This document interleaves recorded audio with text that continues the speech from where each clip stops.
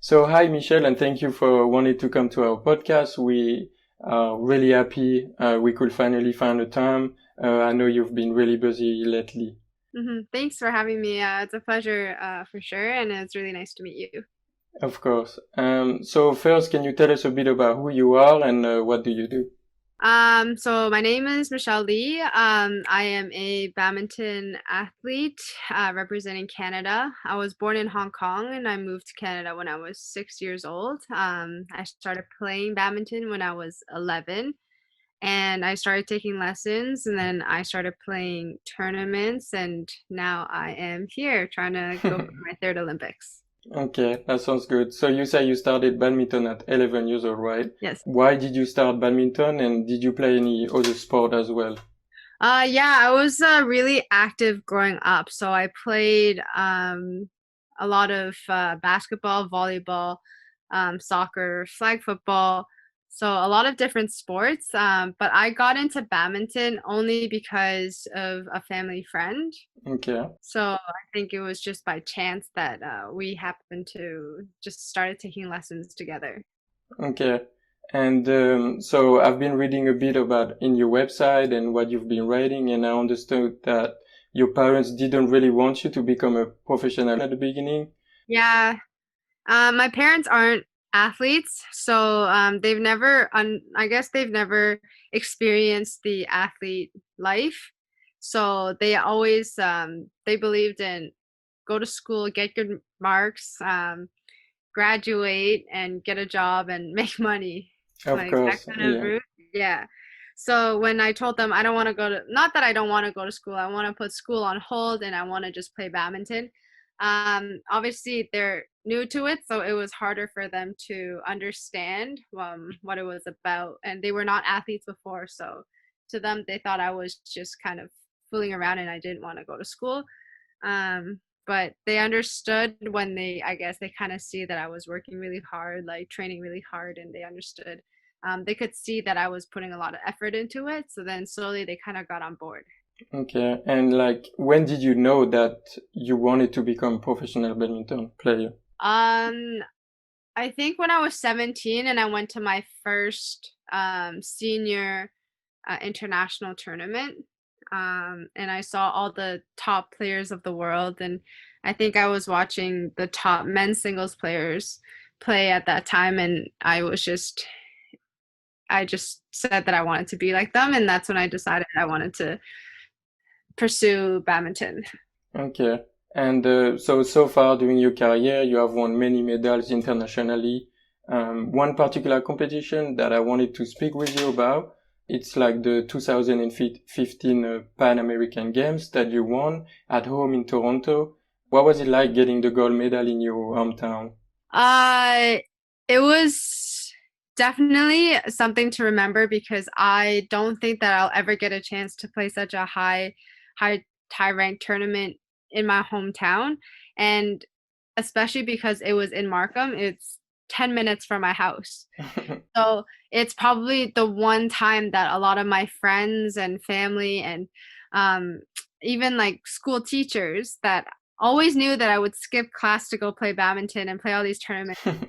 They actually all came out to watch, and I think that would be the only way that they could come watch if it was just close by because they're not going to travel Of around the course. world with me to watch. So it's kind of nice to be able to, I guess, show them what I've been working on all these years and to be able to kind of win a gold medal at home. I think it just means that much more. Of course. It's almost like all of the effort and all of the work that I've put in is it's like all my I'm able to kind of share it with everyone close to me at home.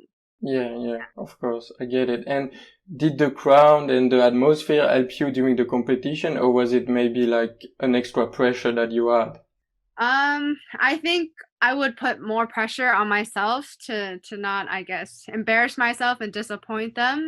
But I think it was also nice to have their support, and I wanted to do better and made sure that my preparation was better. So I think it's a good balance between both. Okay, Yeah. So I think okay. that ended pretty well. Yeah, for sure. And so, yeah, so it was a bit of pressure, but also it was good that everyone was there to watch you compete. yeah, and they were supportive and they didn't really care if I won or lost. It's just as long as I was performing and doing my best, I think that's what they wanted to see. Yeah, Yeah. of course. So you've been part of the Canadian national team since 2009. What does it mean for you to be able to represent your country at the highest level internationally?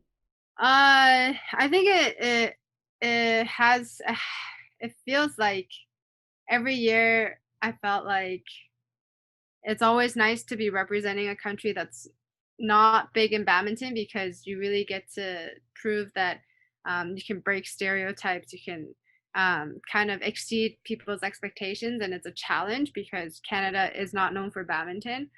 Um, and I love Canada, so a lot of in the very beginning, a lot of people once they see Canadian flag on a badminton court, they don't expect anything. And like Of I remember course. this one time, like the coach even didn't even sit behind my opponent's court. Okay. So it's kind of nice that now, like whenever I stand on the podium, I'm really representing my country because people, I guess, have looked down on Canada in badminton. But it's nice that that's slowly starting to change, and I think a lot of different countries are also feeling it too. Like even Spain, Carolina Yeah, the World Championships, and I don't think anybody would have expected a country.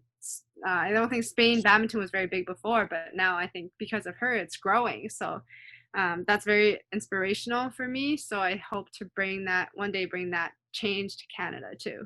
yeah, of course, I can understand. And so you also been two times in the Olympics. The first time was in London 2012, and then in Rio 2016. Can you talk to us about like your first Olympic experience, and was it a dream come true? I think every Olympics has its unexpected events that would happen. So in 2012, it's my first Olympics. I had no idea what I was going to expect. Even before going to the Olympics, all like the lead up to the Olympics, the preparation and all the pressure that you would put on yourself because it's the Olympics. You want to train really hard, you want to do really well, and it's just all the emotions and the excitement. Um, you because it's your first time, it's tougher to manage. Of course. So when you get to the Olympics, the first one, you're kind of just in shock. Not in shock, but like when you first walk out of the opening ceremonies, it really takes your breath away. So first time for me, it was more about experiencing it, and Okay. the second time, when you kind of have that experience, you really just you can focus more on your performance and but still every Olympics is different and it's not like any other tournament. So when it comes to the Olympics, every 4 years, I feel like the more experience you get, the more confident you can be. But because it's the Olympics, you have to expect the unexpected. Of So course. that's part of what I've learned from my experience at the Olympics. Okay. So would you say like you are more nervous going to the Olympics than going to another tournament? There's definitely more build up and there's definitely going to be nerves, but I hope that by the time the third Olympics comes around that I have learned to master those nerves and be able to perform the way I want to. Yeah. Okay. And like, how would you say that you have changed from the first Olympic to where you are right now? I want to say that I'm getting better at knowing what to expect at the Olympics, but like I said, you can't really know what to expect at the Olympics. It's just having more experience preparing myself before each match. Okay. So leading up to the third Olympics, I feel like I am better prepared and better um, mentally to stay calm and know myself better before these big matches, like what I need to be able to perform. Okay. I think with experience that really helps. Okay. So you would say that you have grown and learned a lot of things from the first Olympics to now and your preparation for the next one. Yeah, definitely. Okay. So like we all know, like you were supposed to play in the Tokyo Olympic this summer, but with this whole like COVID situation, everything been postponed. Yeah. Obviously not only the Olympic is been postponed, but also other tournament. So how have you like approached this delay, you know? Um, I try to look at it positively. This is the first summer I've been home for 15 years. So Okay. because of this delay, I've gotten to experience a lot of different things, and it's almost in badminton we don't get an off season. It's Okay. just tournaments all year round. So it's nice that like I get to stay home and just train and treat it as an off season, let my body recover, build on things that I never really had the time to build on, and just focus on that until things start to kind of start up again. But in this period, there's so many things that are uncertain, like with the virus too, that it's really easy to kind of lose track of why you're doing it Yeah. because there's no tournaments coming up. You don't know when the next tournament is.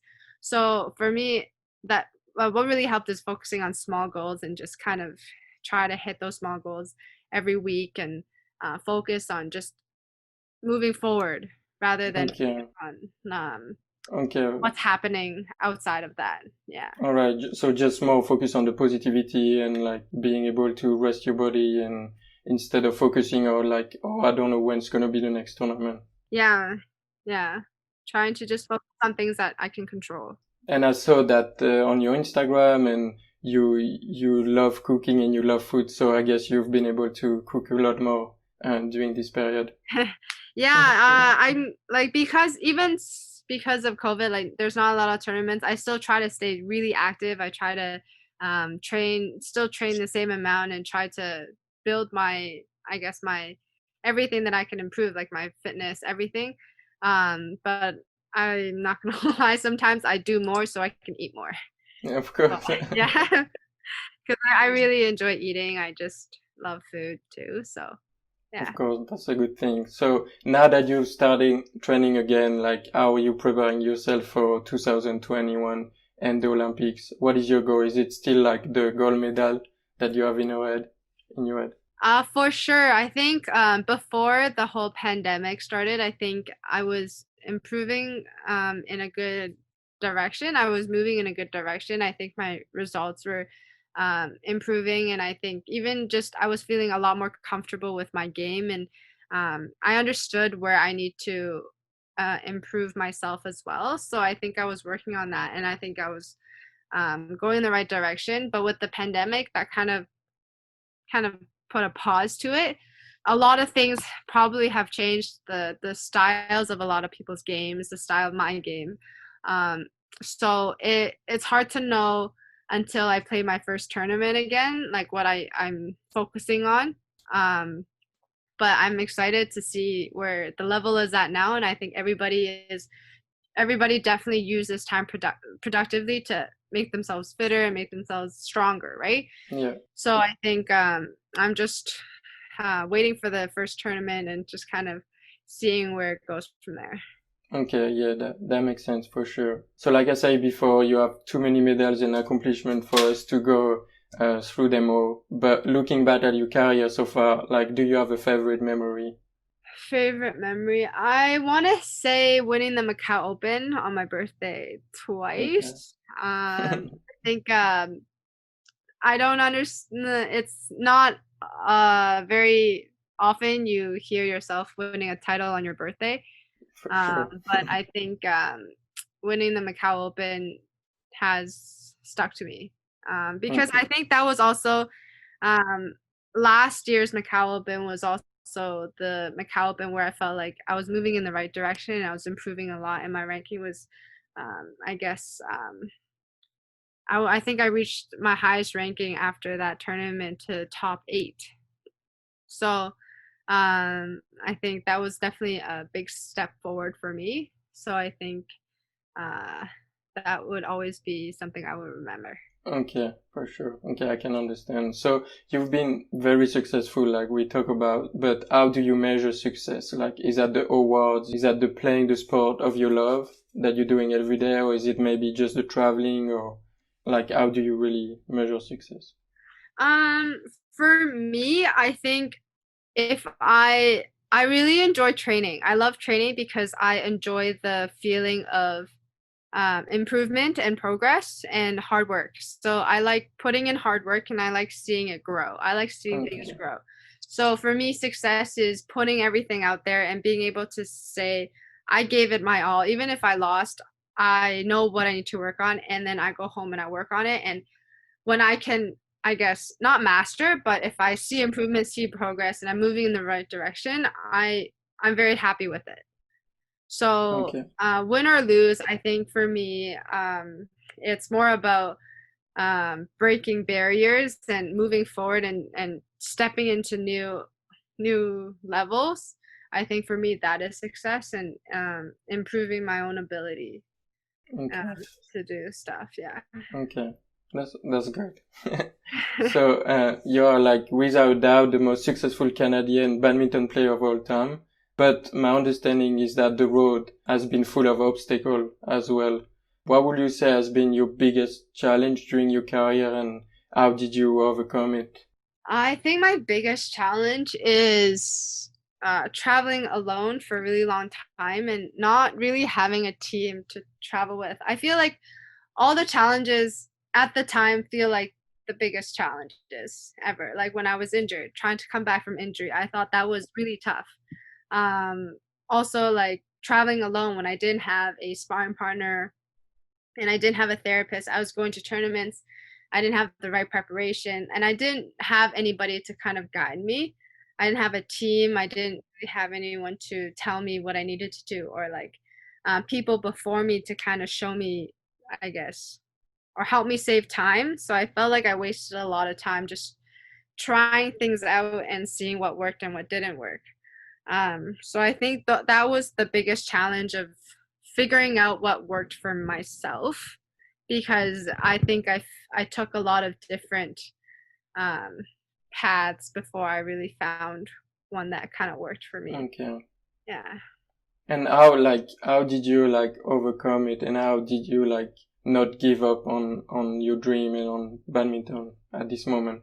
I think it's just persistence because there's a lot of times when, especially when you're traveling alone, you're exhausted because you do everything yourself and you eat by yourself. You organize flight tickets, hotels, and everything by yourself. You just think of everything yourself. There's a lot of times when, especially when you lose, you feel like, why am I doing this? And you feel a little defeated. But then it's really important that for me, I think what made me keep going was just the pure belief that I can be. There's so much room for me to improve that I feel like I haven't reached my potential, and I don't want to give up before I've gotten there. Okay. So it's just having that belief that you can still get there and just making sure that even when times are tough, like you still try to find a way to move forward. And what helped me was having people around me, having friends that are there to support you and making sure that they remind you of that. So Of course. yeah, it's Okay. really easy to kind of lose sight of that. So a lot of times, like I lost sight of it. But it's really important that you and like recognize it and just kind of bounce back as quick as you can to keep moving forward. Okay. That's really impressive. So congratulations on that because obviously you are where you are now because you actually didn't give up before and early on in your career. Yeah. So you talk a bit about it that you did another example that Canada was not really big in badminton when you started. So how did it impact you, like the fact that Canada was not big, especially early on in your career? So we're still a self-funded sport. So number one, like just the finances, like that impacted me a lot because just paying for myself, my own expenses, it's a lot of money. And we have no, I guess, we don't exactly have everything paid for. So to figure out what would like how I would organize everything and booking the cheapest flights and times and hotels and stuff, um, you get pretty when you don't know what works for you, it's really easy to kind of just pick the cheapest options and but it's the most inconvenient. So Of when you course. travel, the travel time is really high and you're really uncomfortable on a plane. It will affect your performance. Okay. So yeah, so little things like that, because nobody before me could tell me what I needed to expect. You kind of just experience everything firsthand first. Yeah. It's almost like you fall, you slip on the banana peel first before you realize, okay, you gotta have to dodge the banana Okay. peel.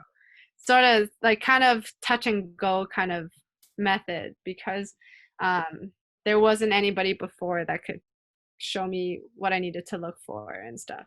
Okay. And what I understand is that now you have a travel coach with you since 2017.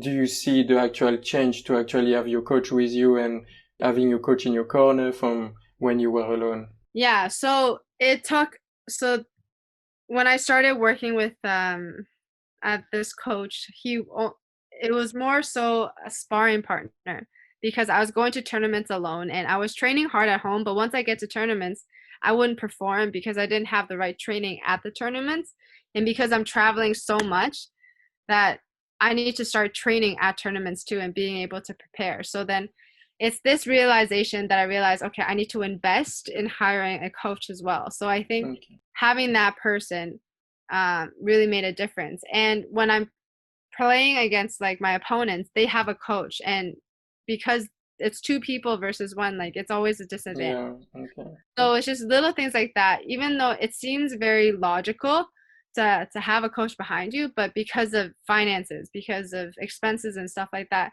you don't think, okay, like it would make that you'd rather save versus trying to um I guess invest Yeah. in Of taking course. that risk. So for me, I took that risk and because I needed to change something because I guess I was playing all these tournaments, but nothing. I wasn't consistent, and I didn't feel like I was. I wanted to do better, so I needed to change something, and I think that that was a good investment. And yeah, having somebody there, and I wasn't traveling alone. And I guess mentally too, it may be like make you feel better to not travel alone and to have Yeah, for someone with sure. you. For sure. Having someone with me all the like also definitely makes it more enjoyable. And you're working together with somebody else, not just yourself.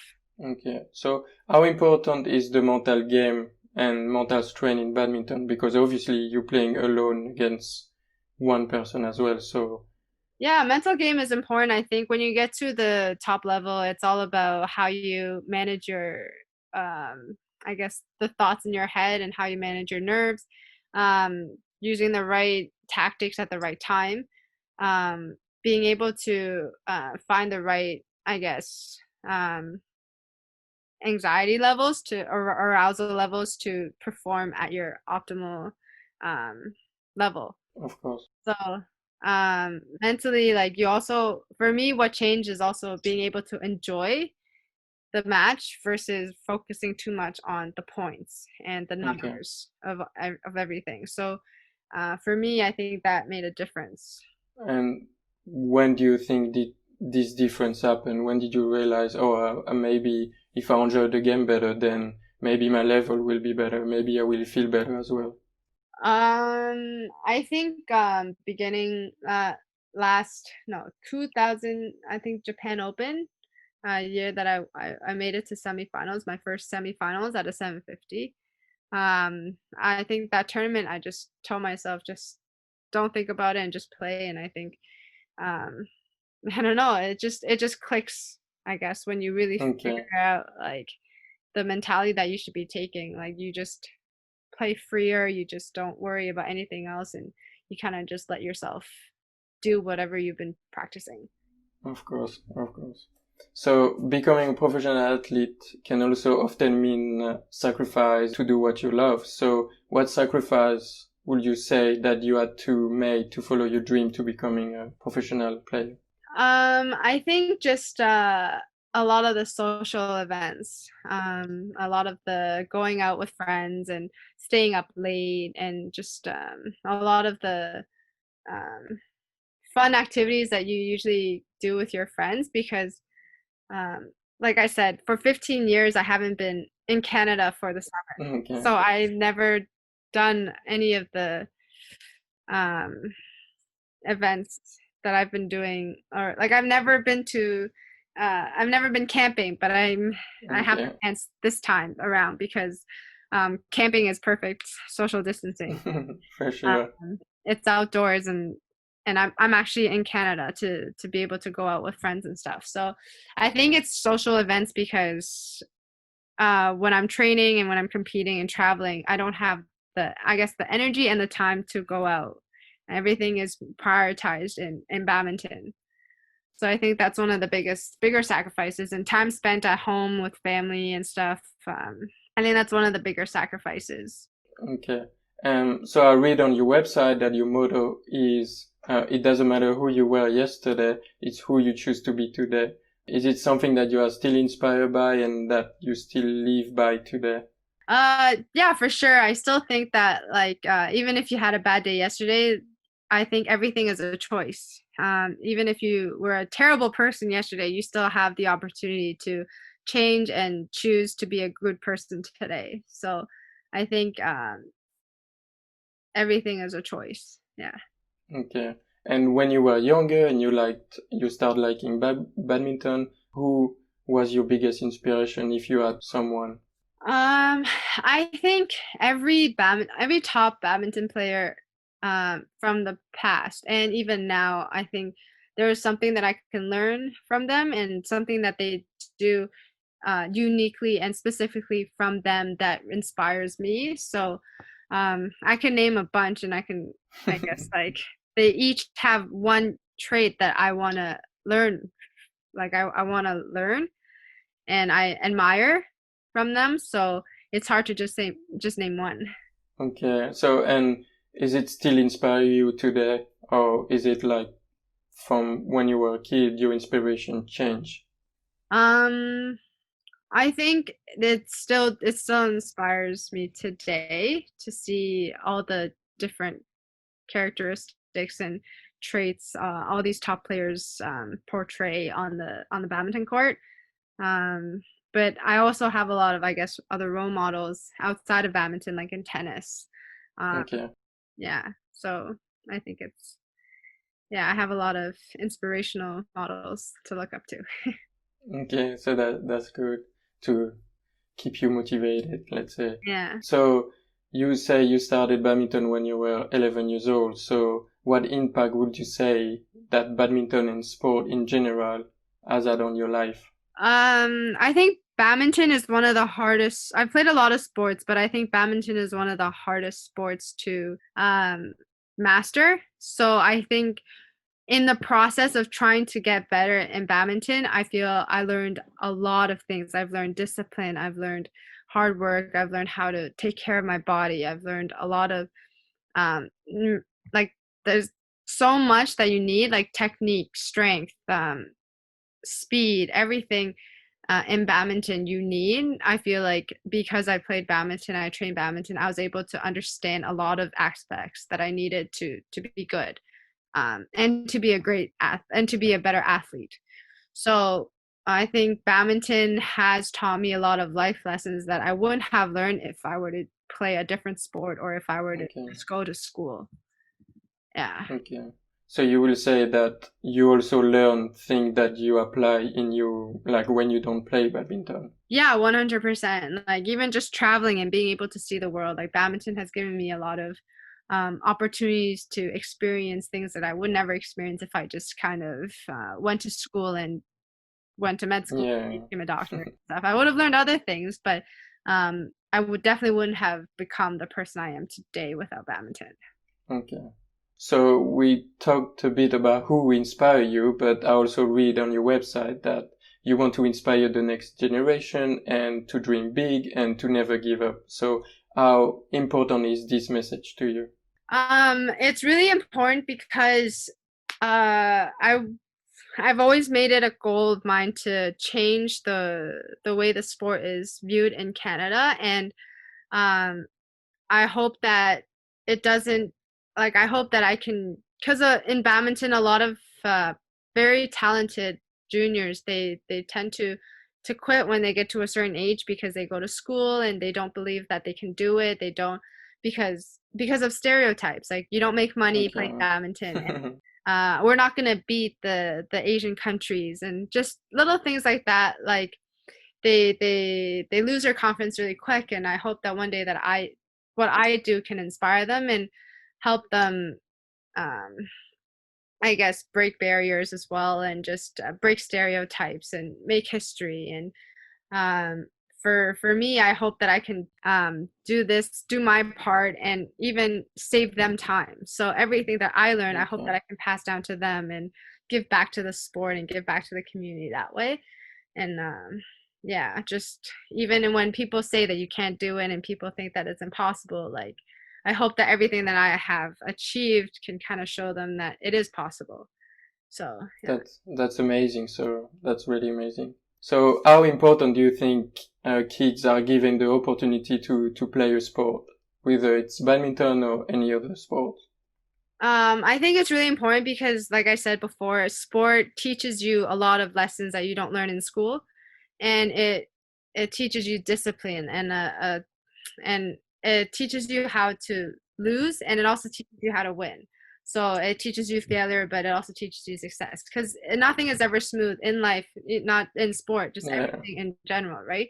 So I feel like at a young age, if you learn how to manage and you learn how to manage those emotions, those roller coaster emotions, and be able to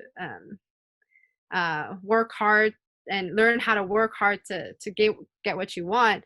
I feel like that's a very important lesson for a lot of people. for So sure. definitely sport is very important, and it's healthy. It's good for the body. So Yeah. I feel like it's a no-brainer. Okay. So as you talk about inspiring new people, do you see yourself as a role model? Um, I hope that I can be a role model. I try to do my best. I try to make the most of every day and just try to be the best that I can be, and hopefully, and if that is a role model for a lot of people, it's definitely an honor. Um, I wouldn't say that I am a role model to everybody, but if I can, I guess, help as many people um, out there as possible, like I would love to. Okay. Yeah. So, like you talk about already, you want to make an impact in the way badminton is viewed in Canada. How far would you say that you have come since you started? Because I guess a lot of things already changed it. Um, I think the badminton, the sport itself has changed a lot. Um, when people see, I guess, Canadian badminton, they don't immediately think that we don't play anymore. I feel like I uh, have been able to, I guess, put Canada on the map in the sense of, I guess, bring certain titles home, so people in the badminton world understand, okay, people from this side of the world can like also play badminton. Whereas before it was like once you hit anybody, like once Asian players play anybody from the Pan American region, um, the coaches just walk off.